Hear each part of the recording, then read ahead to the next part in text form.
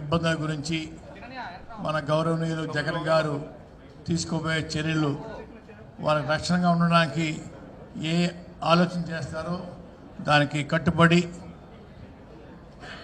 వారికి సహకారంగా ఉండడానికి ఉంటానని చెప్పి తెలియజేసుకుంటా ఉన్నాను. రెండోది రైతుల విషయం కానివ్వండి, దళితులకి ఫ్రీ కరెంట్ తీసేయడంలో మనం చొరవ చూపాల్సిన అవసరం కానివ్వండి, ఫీజు రియంబర్స్మెంట్ విషయంలో కానివ్వండి, అన్నింటిలో కూడా మనం చేపట్టబోయే కార్యక్రమానికి కూడా శిరస్సు వంచి నేను మీకు కూడా నడుస్తానని చెప్పేసి తెలియజేసుకుంటా ఉన్నాను. గౌరవ పెద్దలు చాలా చాలా విషయాలు చెప్పారు. అన్నీ కూడా